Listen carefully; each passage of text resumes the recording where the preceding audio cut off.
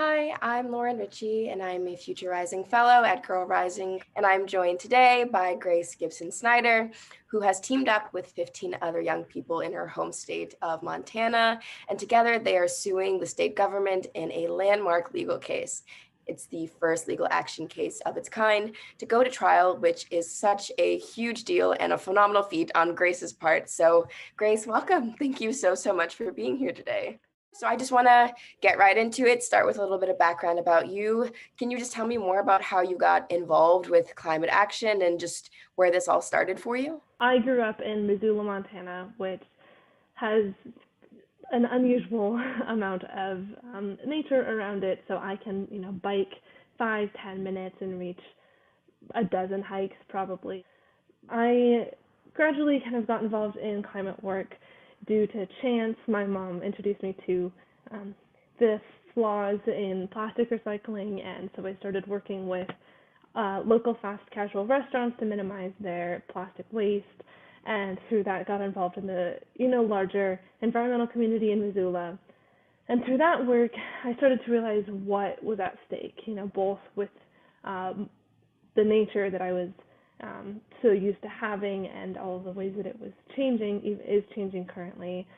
In addition to the lives that are at stake in the larger climate change picture. That's such great work that you're doing, Grace. Absolutely. And you mentioned our Children's Trust and all of the great conservation work that you've been doing. And I would just love to hear more from you about how this interest in nature and conservation became this legal case. And what is this legal case for those people who are unfamiliar? Myself and 15 other youth from all different corners of Montana filed our case called Held versus Montana in March of 2020. And so the defendants are the state of Montana, the governor, and 4 different state agencies that are all kind of related to energy and transportation in that realm.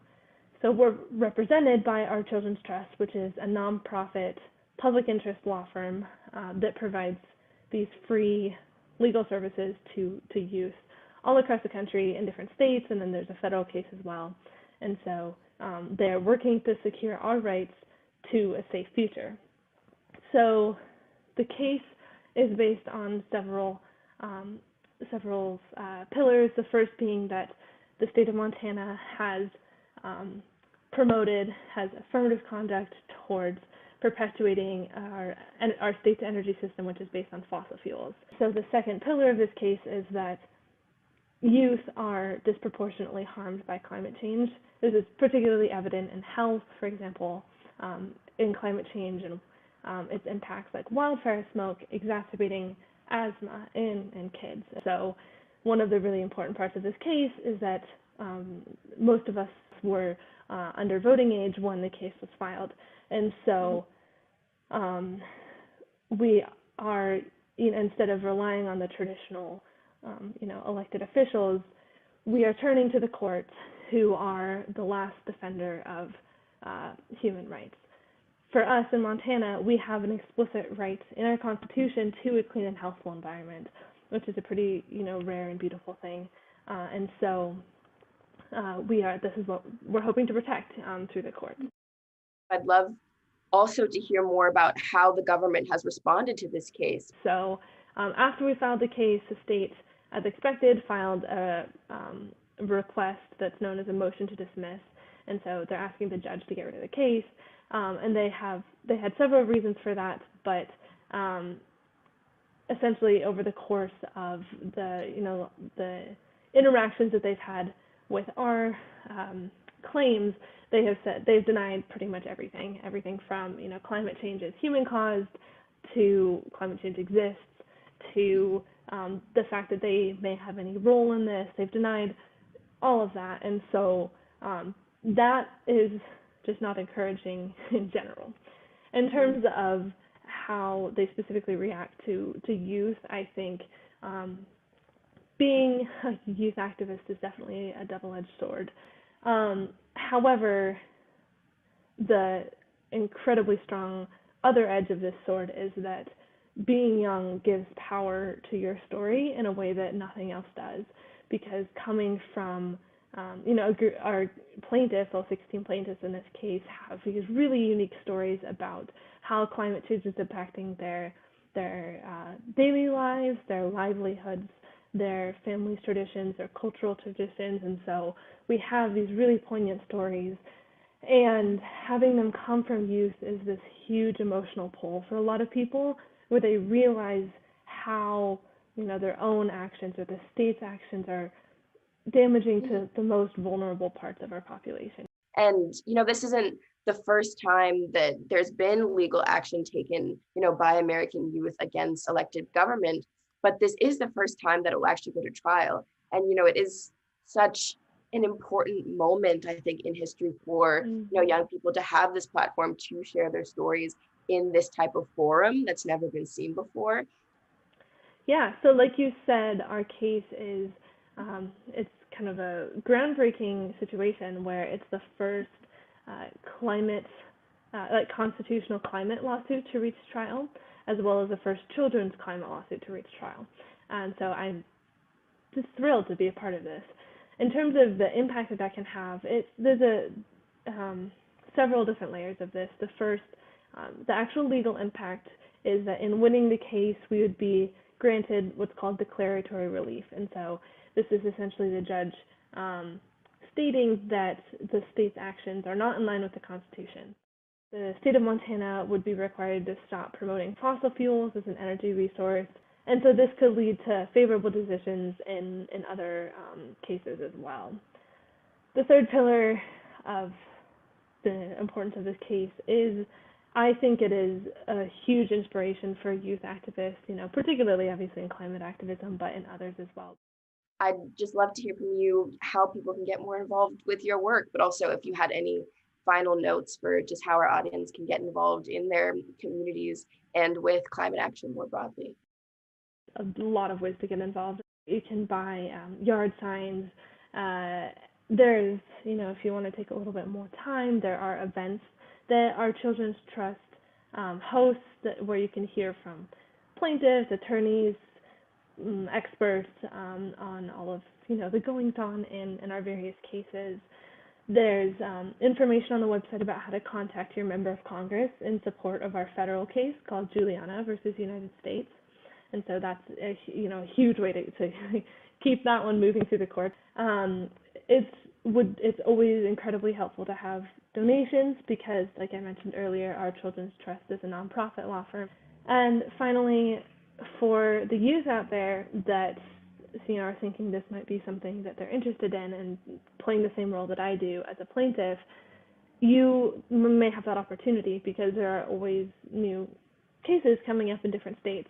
And I cannot stress enough how valuable of an experience this has been for me, not only in like the climate work and the impact that we're having, but also personally, because I have had so many opportunities to talk to amazing people and do presentations like this one, and it's a really great step forward in activism if any of you are interested. So. Great. Well, thank you so much, Grace. It's been a pleasure having you here today, and thank you for all of the great work that you do. I will be following along, and Girl Rising will be rooting for you as you go about your journey. And we hope to have you back again very, very soon.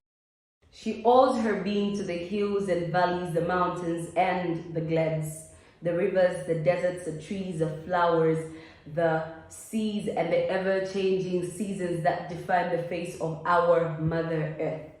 Big countries cut down big trees for big projects with prospects for big profits. The perennial penchant to pull down nature's hair has caused global warming. It has injured the earth and has affected women. I am of this world, and its pure essence is the best of my desire for her as a young woman. The inequality gap widens for us, she, as the rich harvest on our land and the poor pay. This injustice must come to an end. Let us all look at the world as a place for all, where we can all level and exist. Whoever we may be, whatever our current interests, however much baggage we carry from our past, However much we're caught by the fashion of cynicism, the earth needs me and you for her. So let us save this earth. Me, her, she, we all should demand climate justice now. It is now or never will it ever be done again. Let us strike the bar while it's still hot to remake the world, to remodel it.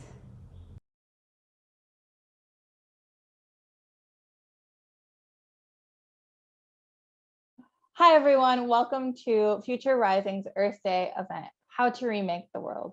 My name is Maya Angulo, and I will be your moderator for today's discussion. We're going to introduce you to some really incredible people working on issues around climate change and collective action on this issue. We're here today to discuss how we can learn and unlearn how to remake the world. Recently, the IPCC, the Intergovernmental Panel on Climate Change, which is a UN initiative, put out their final report about the intensifying impact of climate change on our planet. While the document, which will be put in the chat, is a very stark warning about our future, it is also a blueprint for survival and sustainability. We do have what we need to save our planet and safeguard our futures. But in order to turn the ship around before we hit the iceberg, or rather before the iceberg disappears, it's going to take ingenuity, determination, collaboration, and action. I'm joined here today by an incredible group of people who embody those things. And all their bios will be in the chat, but just to introduce them briefly. We have Julieta Martinez from Chile, who is one of our Future Rising Fellows and founder of Tremendas. She is joined by Tremendas member Valentina Figueroa. We are also joined by Isaac Ssentumbwe from Rise Up Uganda, and by water conservationist and social entrepreneur, Emily Tianshi. Welcome, everyone. So this conversation is called How to Remake the World. Julieta, let's start with you. You are a proponent of the idea that girls' education is a climate solution. Can you tell us why? So let's start with the basics. An educated person not only improves their quality of life, but enables them to make a change, to create a positive impact in our communities. The climate crisis, it's not gender neutral. It has a woman's face. It's not a coincidence that 70% of world's poorest people are women, or that 80% of climate refugees are women and girls. I have seen with my two eyes how people who struggle the most, people who fight the most, people that have the, the role of finding access to clean water, to finding a place, a good and habitable place to live for their communities are women. Here in Chile, something we see a lot is 8 out of 10 women are in charge of providing, administrating water for the communities. But it's for the families, for the husband, for the children, for the neighborhood, for everyone. So there's a thing that's really connected to how women are always the caretakers of the world, caretakers of everything, of their family, their kids, and also their communities, and then the environment. We normally talk about evolving. We normally talk about progress. It's really hard to talk about progress sometimes if we forget about the most vulnerable communities. I think that's why the Girls' Education is Climate Solution. We need to focus in people that have been marginalized, people that have been invisibilized, and that normally have the best solutions to get to a sustainable future. I love that. And what I'm hearing is supporting people who already have this knowledge inside of them or handed down from their families, this indigenous knowledge, and giving them the tools to expand upon that. Valentina, you are a member of the Climaticas Academy, which is part of the Tremendas platform in Chile. Why did you choose to join the initiative? And what does climate education mean to you? I wanted to hear what others have to say and teach.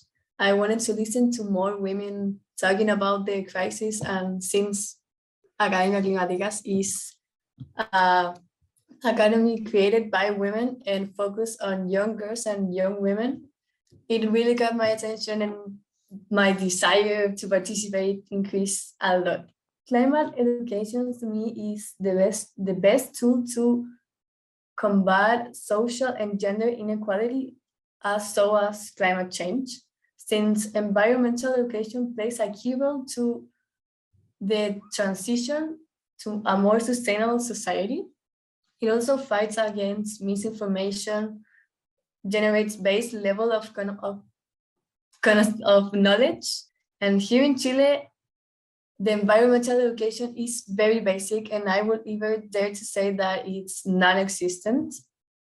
I believe that education should be part of educational plans and programs of schools and institutions. Like I said before, it's a fundamental tool to combat and fight against inequality. So as fight against the climate urgency that we live in, and educate the youth of today to be the leaders of tomorrow, and encourage women to, especially young women, to be the leaders and take the lead in this crisis that affects us the most. So I'm going to turn over to Isaac now.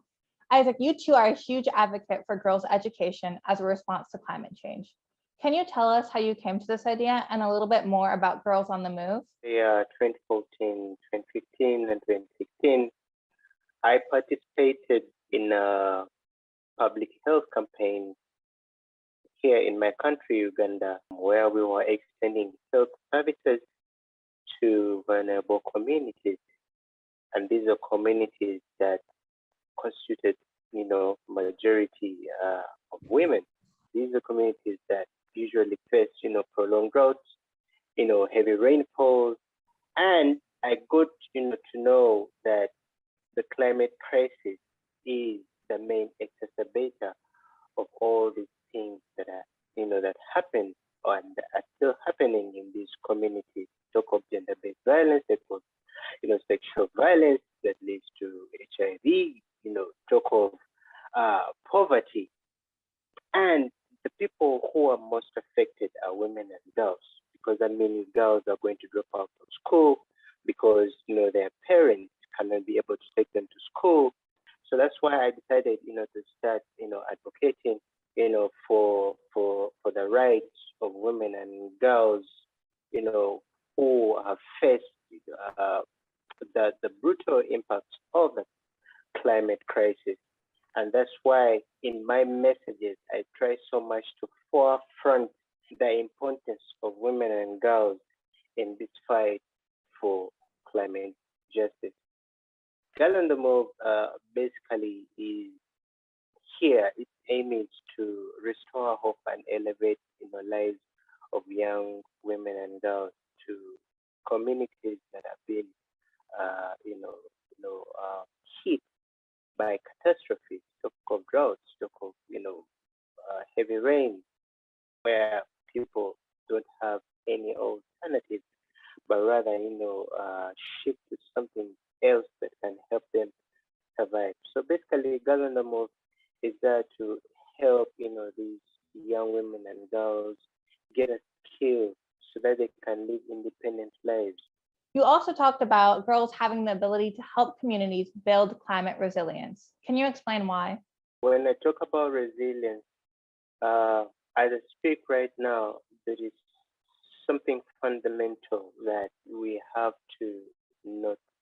Is that women and girls, they have solutions to the climate crisis.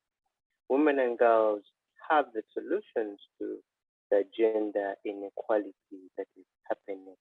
All they need is empowerment. All they need is to be put at the center of climate action. So Emily, your work is deeply rooted in STEM education and its application to address climate change. You were featured in HP's Generation Impact series for your invention of a device that harvests water out of thin air, pretty much, which is incredible. What inspired your invention, and can you tell us a little bit of how it works? I grew up in San Diego, California, and San Diego was home to Torrey Pine State Park, which houses the Torrey Pine Tree. And Torrey Pine trees are the rarest pine in North America. They are gorgeous, and they're well known for their ability to harvest atmospheric moisture. San Diego is a pretty dry place. We don't get a ton of rain, but we do get a marine layer of fog from the ocean every morning. And Torrey pine needles capitalize on that, and they take the fog and they absorb it, release it as nourishment. So when I went hiking there, pretty much every weekend as a kid, I would notice these giant puddles under the tree, even though California was in a very extreme drought and no one else had an excess of water. But these trees were literally dripping with moisture. So I was super curious about why this was the case. I started poking around at them, looking at the different surface structures. I got a $20 microscope as well and put the needle under the microscope. I discovered this really unique micropattern on the Torrey pine needle. It's alternating hydrophilic and hydrophobic. So essentially it has a combination of both water absorbing and water rejecting properties on the needle, which is interesting because most pine needles are purely hydrophobic. They're super waxy, they reject all water, but the Torrey pine needle is different. So I've been biomimicking that as well as a number of other properties onto a micropattern and moisture harvesting device that I'm calling Tremendas. And I'm still in the prototyping phase, trying to figure out what is the best combination of properties and structures and how to actually create these and possibly be able to manufacture them in the future. So that's where I am now. So it's been really inspiring to see all of you young people so engaged in the fight to tackle climate change. At the same time, though, it's a huge and overwhelming problem. What can be done to support youth who may be struggling with climate anxiety or burnout? So to begin with, we need representation. After I heard Emily talk about her work, everything that she has made, first of all, it is my deepest admiration, for real. Girls need to see more scientists, more women scientists, more girls in tech, more girls in math, more girls in science and technology. They need to feel that they are not alone. And there are people, especially women, that are taking this place that have been just for men for over decades in history. Let's start with that. And anxiety can be exhausting. I mean, Valentina is 15 years old, and I remember when I started all of this, I felt so, people told me that I was crazy, like straight up delusional, because I was talking about all of this. I was 12 when I started to get involved in the world of climate activism and climate resilience, what this is about. It's really, really important to show kids, to show youth, to show girls that they have a lot of potential. Gen Z in general have a lot of potential. Because if you find an adult saying, oh, you're too young to do this, that young person is the one that's connecting, is getting to their phones and finding the IPCC report, is the one who's trying to translate all the information to show their classmates, are the ones that if they do not understand something, they get connected with science. Hi, I'm Julieta, I'm 50 years old, I don't understand this. Could you please tell me? Could you please explain this to me? Are finding ways to redesign our world. And one last thing, just to finish or to close this idea, I think it's really, really important to talk about intersectionality. Understanding it's the same thing related to when I said that the climate crisis is not gender neutral. The climate crisis is a humanitarian crisis as well, and it affects everything related to gender inequalities. We need to show younger people that every single problem is connected. But if every single problem is connected, that means that solutions are as well. A lot of great points in there. I just want to open up that question to anyone else who'd like to respond. So again, so what can be done to support youth who may be struggling with climate anxiety or burnout? Anyone? I think that new generations are being born with the idea of changing the world. And that also means that they are introduced to a world that can be overwhelming sometimes at a very young age. If you don't have the necessary support or information, can lead to climate anxiety or burnout. When I personally have suffered climate anxiety, and it came more than anything else from the uncertainty generated by not knowing what will happen with my future and the future of my beloved ones. And it filled me with questions like, why is the crisis advancing so fast? What can I do to contribute to the fight against climate change? How did we come to allow this much of damage? And questions like this ended up overwhelming me because I didn't know the answer. So I started learning more and more about the subject, and I understood that learning more would give me less anxiety, knowing what is being done to combat the crisis reassured me a lot and ended part of my uncertainty.